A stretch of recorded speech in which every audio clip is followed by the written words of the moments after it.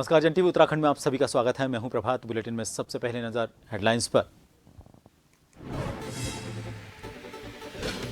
देहरादून में 22वीं उत्तराखंड राज्य जूनियर एवं सीनियर बैडमिंटन चैंपियनशिप का शुभारंभ। सीएम धामी ने किया शुभारंभ, खिलाड़ियों का किया उत्साहवर्धन।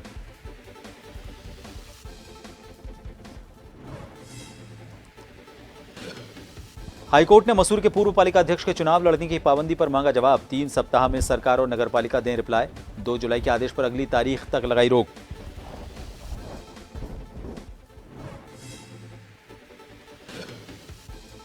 हाईकोर्ट में हल्द्वानी हिंसा मामले में सुनवाई। आरोपी अब्दुल मलिक की पत्नी को मिली जमानत। झूठे शपथ पत्र से जमीन हड़पने के लगे थे आरोप।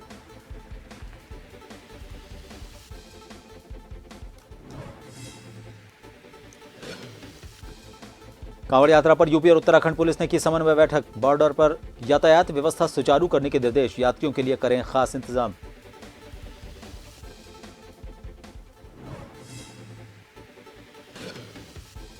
और उत्तराखंड राज्य के 3 जिलों में भारी बारिश। चमोली, पौड़ी और कुमाऊं के लिए येलो अलर्ट जारी। पिथौरागढ़ के नाचनी के पास दर की पहाड़ी, NH 107 बंद।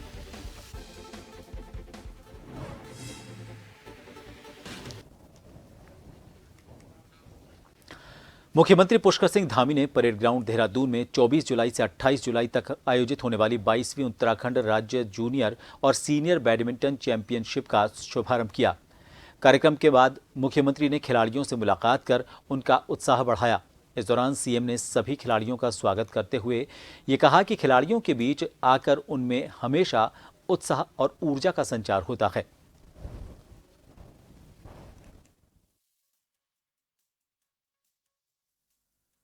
ये बहुत अच्छी प्रतियोगिता है, प्रत्येक वर्ष यहाँ पर आयोजित होती है। इससे हमारे जो खिलाड़ी हैं उन सभी की प्रतिभाओं का प्रदर्शन का अवसर मिलता है, खिलाड़ियों को आगे आने का अवसर मिलता है और कहीं ना कहीं मैं समझता हूँ कि उनको प्रेरणा भी मिलती है और प्रोत्साहन भी मिलता है।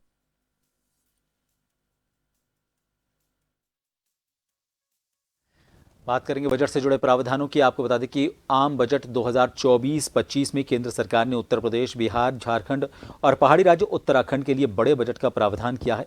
इन राज्यों की रेल परियोजनाओं के लिए 42,312 करोड़ रुपए का इंतजाम किया गया है। वहीं केंद्र सरकार ने उत्तराखंड में रेल परियोजनाओं के लिए 5,131 करोड़ रुपए का आवंटन किया है। इससे न केवल यहां चल रहे कार्य त्वरित गति से आगे बढ़ेंगे, बल्कि नई परियोजनाओं पर भी काम शुरू होगा।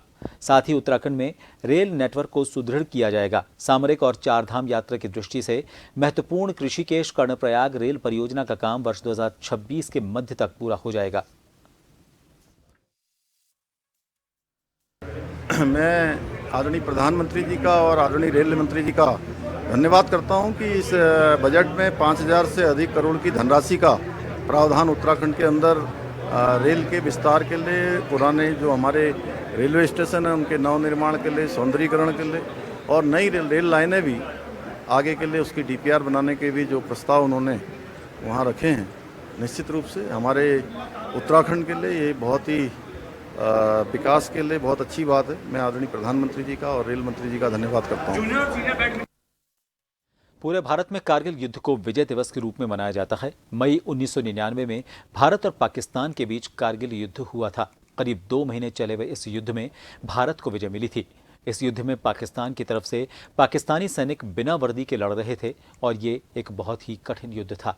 वहीं एक तरफ दुश्मन पहाड़ियों के ऊपर था और भारत की सेना नीचे थी, लेकिन जाबाज भारतीय जवानों ने उस युद्ध को जीतकर दुश्मन के दांत खट्टे कर दिए। कारगिल का युद्ध कैसा रहा, किन परिस्थितियों में लड़ा गया, इन्हीं सबको लेकर हमारे संवाददाता शैलेंद्र कुमार पांडे ने retired major general Shami Sabharwal से खास बात की। 1999 में कारगिल युद्ध हुआ था।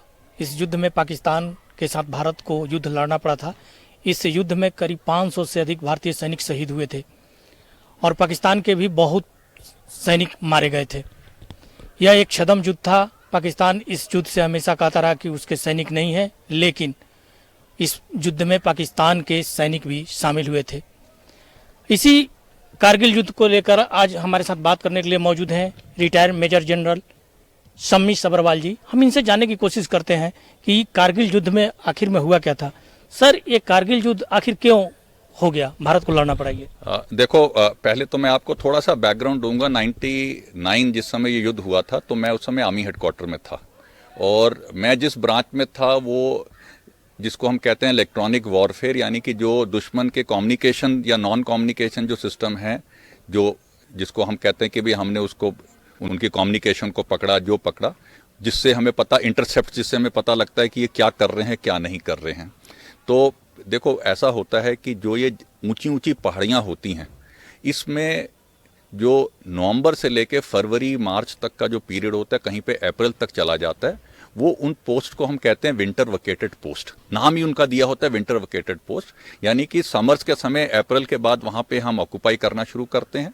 और फिर जैसे ही बर्फ पड़नी शुरू होती है और जब हम देखते हैं कि अब हम इस पोस्ट को अब और नहीं वो कर सकते क्योंकि हालात इतने खराब होते हैं, तो फिर वेदर कंडीशन करके वो एक एक करके वो पोस्ट खाली होनी शुरू हो जाती हैं। और ये हमेशा सिलसिला चलता रहा था साल दर साल।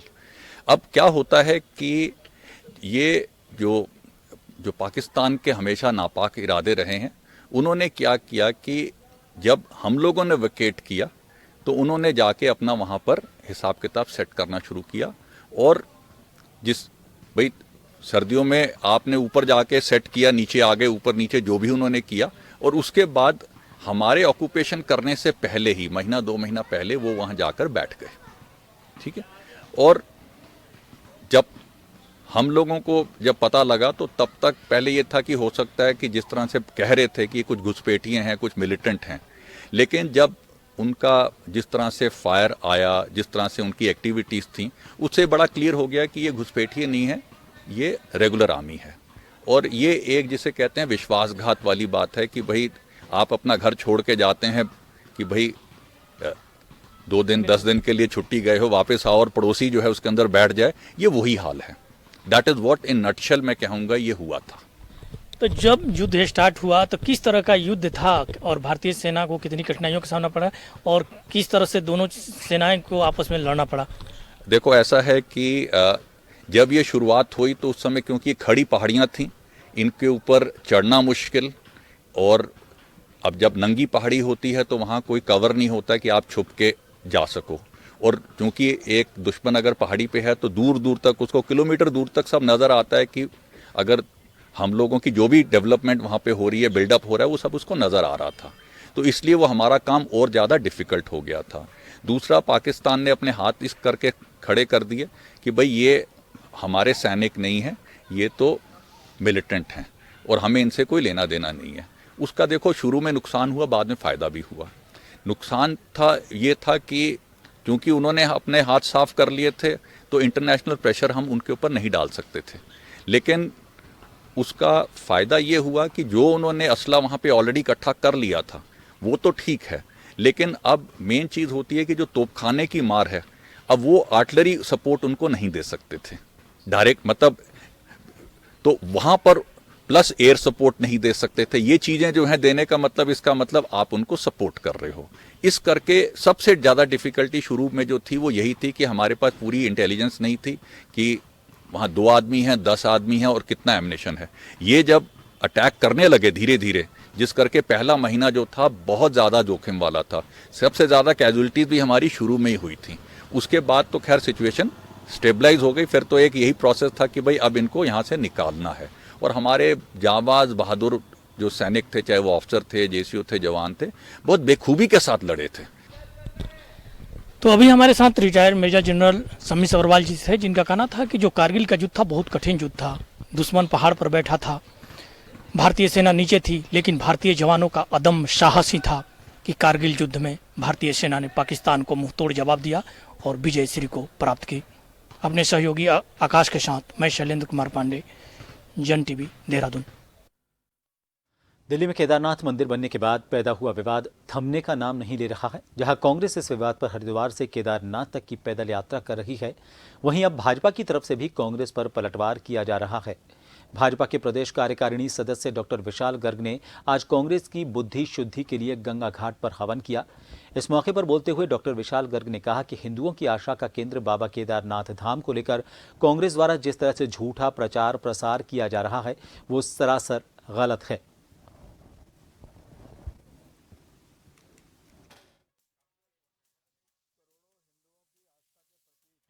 केदारनाथ धाम को लेकर जिस तरह कांग्रेस जो है वो झूठी और भ्रामक खबरें फैला रही है, जिस तरह के ढकोसले इनके लोग कर रहे हैं। सभी जानते हैं कि 2013 में जब केदारनाथ धाम में आपदा आई थी तो किस तरह से कांग्रेस की सरकार ने भ्रष्टाचार किया था और किस तरह से हरीश रावत ने सैकड़ों श्रद्धालुओं को, सैकड़ों हिंदुओं को मरने के लिए तब छोड़ दिया था। और आज ये लोग केदारनाथ धाम को लेकर भ्रामक अफवाहें फैला रहे हैं। इनके नेता हिंदुओं को हिंसक बताने का काम करते हैं। इनके नेता सनातन धर्म को कोसने का काम करते हैं। इनके नेता सनातन धर्म को डेंगू और मलेरिया बताने का काम करते हैं। आज ये केदारनाथ धाम को लेकर जिस तरह के ढकोसले कर रहे हैं, ये तो वही बात हो गई 900 चूहे खाकर बिल्ली हज को चली। आईआईटी रुड़की परिसर के सीनेट हॉल में पत्रकार वार्ता का आयोजन किया गया, जिसमें 27 जुलाई को होने जा रहे दीक्षांत समारोह के संबंध में जानकारी दी गई। आईआईटी रुड़की के निदेशक प्रोफेसर के पंत ने बताया कि कॉन्वोकेशन हॉल में 24वां दीक्षांत समारोह होने जा रहा है, जिसमें नेस्कॉम के अध्यक्ष देवजानी घोष मुख्य अतिथि के तौर पर मौजूद रहेंगे। उन्होंने बताया कि दीक्षांत समारोह में कुल 2513 छात्रों को उपाधि दी जाएगी। उन्होंने बताया कि यह दीक्षांत समारोह छात्रों की कड़ी मेहनत और समर्पण का उत्सव है।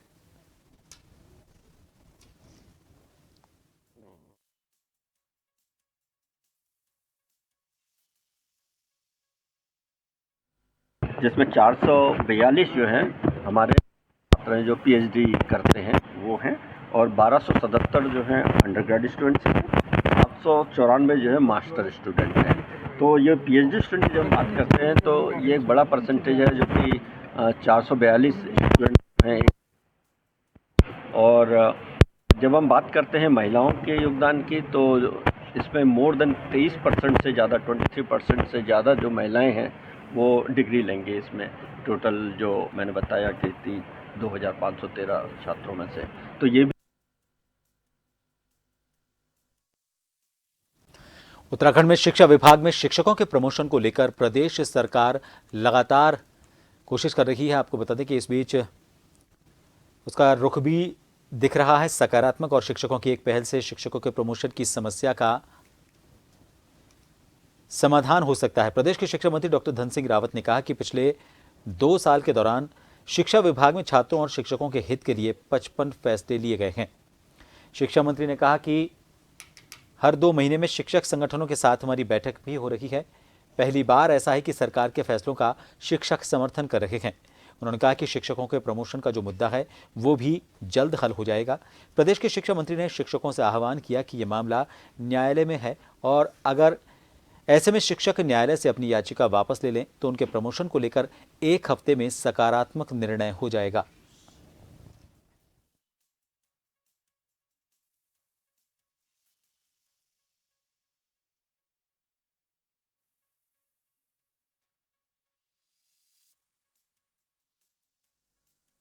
हमने निर्णय लिए हैं वो छात्र हितों में देखते हुए लिए हैं, और जो हमारे टीचर्स हैं उनकी जो दिक्कतें हैं उनके लिए पूरे निर्णय लिए हैं। हम हर 2-2 महीने में शिक्षक संगठनों के साथ बैठक करते हैं।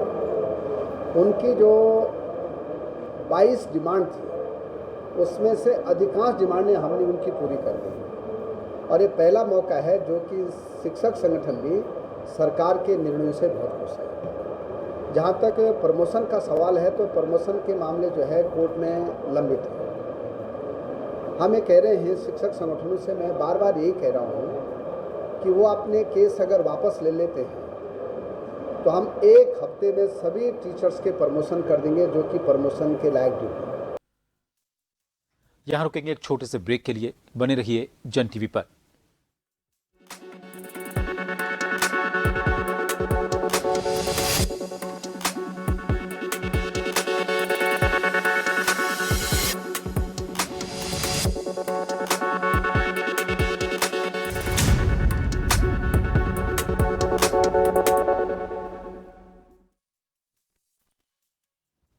जन टीवी उत्तराखंड में एक बार फिर आप सभी का स्वागत है। देश के प्रधानमंत्री नरेंद्र मोदी के आह्वान पर जहां देश भर में एक पेड़ मां के नाम कार्यक्रम जोर शोर से चल रहा है, तो वहीं उत्तराखंड सरकार भी हरेला पर्व को लगातार प्रदेश भर में पर्यावरण संरक्षण और संवर्धन की मुहिम के साथ मना रही है। इसी के साथ डोईवाला के झबरावाला क्षेत्र में डोईवाला विधायक ब्रजभूषण गैरोला ने एक पेड़ मां के नाम कार्यक्रम में शिरकत करते हुए पौधारोपण किया। इस दौरान भाजपा कार्यकर्ताओं के साथ भारी संख्या में स्थानीय ग्रामीण भी मौजूद रहे।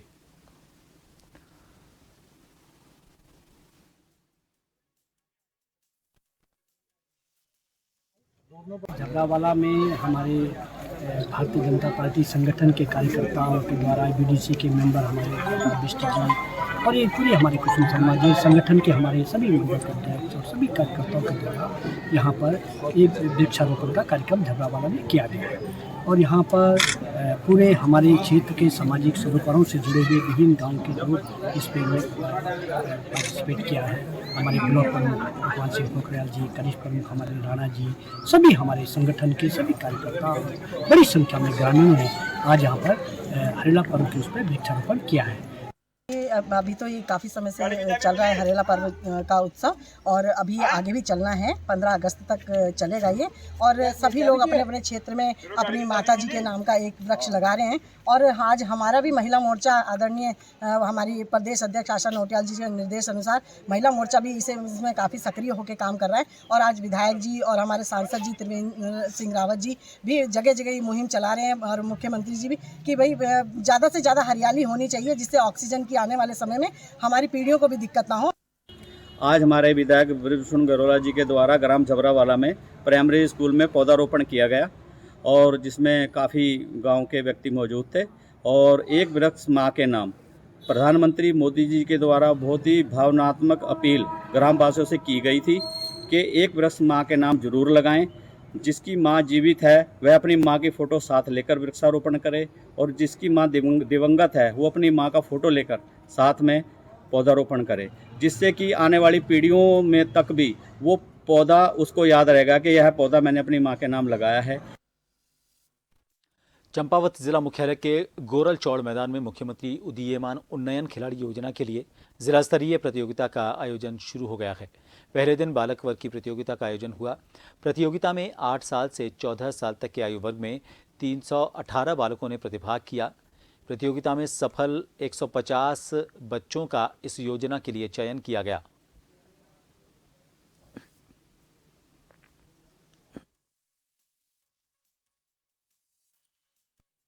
माननीय मुख्यमंत्री उदीयमान खिलाड़ी उन्नयन योजना के तहत आज बालक वर्ग में यह प्रतियोगिता आयोजित की जा रही है, जिसमें कि 6 इसके बैटरी टेस्ट के 6 खेल प्रतिस्पर्धाएं होंगी।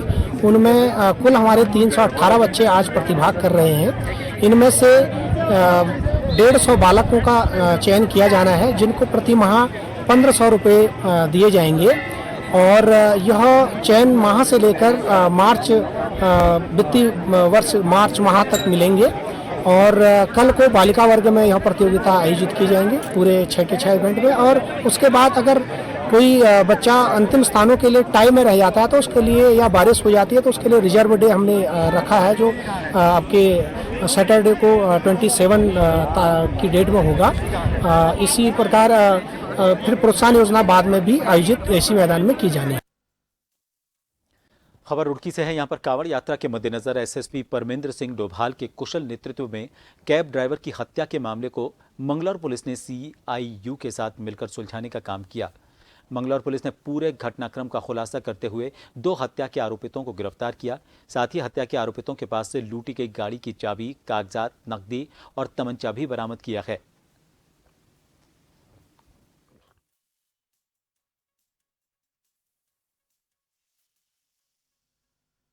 21 तारीख की प्रातः लहौरा क्षेत्र में थितोला के पास में एक टैक्सी कैब ड्राइवर चंद्रपाल जिसकी पहचान हुई थी उसकी हत्या कर दी गई थी और उसके सीने में गोली मारी गई थी।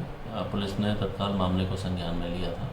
इसके परिजनों से संपर्क करने के बाद ये परिजनों द्वारा 2 लोगों के खिलाफ, अज्ञात लोगों के खिलाफ इसमें अभियोग पंजीकृत कराया गया था, जिनके द्वारा ये टैक्सी जो कैब के तौर पर काम करती थी ओला कैब में, उसमें 2 लोगों के द्वारा इसे बुक कराया गया था। पुलिस के द्वारा जब इसमें छानबीन की गई तो उसमें कुछ जो हमें साक्ष्य प्राप्त हुए थे, उसमें 2 लोग जिन्होंने ये ओला कैब बुक कराई थी वो लूटने की नीयत से ही वो लोग इसको यहाँ लेके आए थे और सुनसान जगह देख के लेट नाइट उन्होंने इस टैक्सी कैब चालक को उसकी गोली मार के हत्या करने के बाद इससे गाड़ी लूट ली गई थी और उसके साथ ही उसके जो पैसे उसके पास पड़े थे वो लूट लिए गए थे। कल 23 तारीख को परसों 2 लोगों कल जो है इसमें 2 लोगों की अरेस्टिंग की। लोहाघाट के डूंगरी सुई गांव की एक महिला को सांप ने डस लिया। सांप के डसने से महिला की हालत गंभीर बनी हुई है। सांप के डसने का पता चलने पर गांव के युवा विजय कुमार और करण कुमार तुरंत महिला को उप जिला चिकित्सालय लोहाघाट लेकर पहुंचे। यहां डॉक्टर अजीम द्वारा महिला का उपचार किया गया।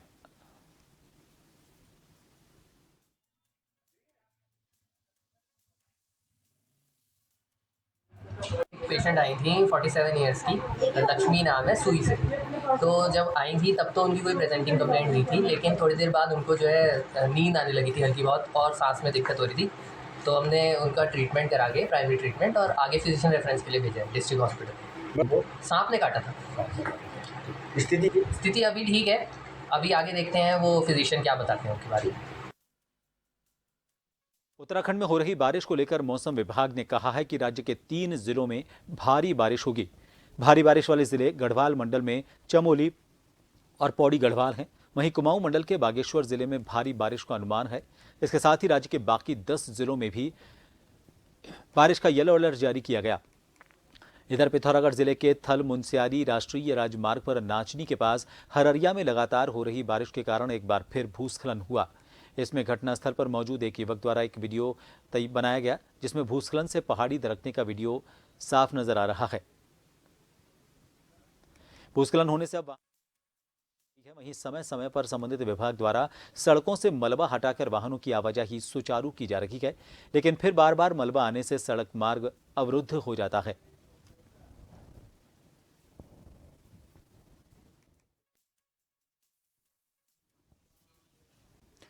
एसपी चंपावत अजय गणपति के निर्देश पर लोहाघाट पुलिस और एसओजी की टीम ने पिछले 4 महीने से फरार हत्या के प्रयास के आरोपी जगदीश चंद्र जोशी को गिरफ्तार कर लिया है। आपको बता दें कि आरोपी की गिरफ्तारी की मांग पीड़ित के परिजन लंबे समय से कर रहे थे। गिरफ्तारी नहीं होने पर बीते शनिवार को पीड़ित की पत्नी सुनीता देवी, मां पार्वती देवी, भाई प्रकाश कुमार और बच्चों ने आरोपी जगदीश चंद्र जोशी की गिरफ्तारी की मांग को लेकर लोहाघाट में प्रदर्शन किया और फिर चंपावत में एसपी अजय गणपति से मुलाकात की। इस दौरान आरोपी की गिरफ्तारी की मांग की गई थी और गिरफ्तारी नहीं होने पर एसपी कार्यालय के सामने धरने पर बैठने की चेतावनी दी गई थी। पीड़ित परिवार की मांग का एसपी चंपावत अजय गणपति ने संज्ञान लेते हुए लोहाघाट थाने के एसएचओ अशोक कुमार को आरोपी को 1 हफ्ते के भीतर गिरफ्तार करने के निर्देश दिए थे।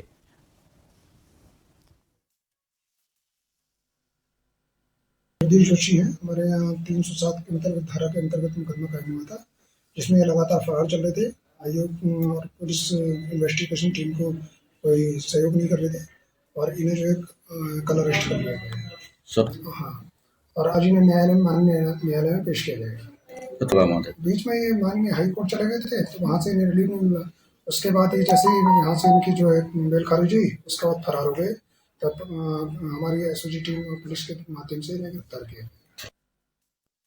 इन सभी खबरों के साथ फिलहाल के लिए जन टीवी उत्तराखंड में इतना ही। दीजिए इजाजत। नमस्कार।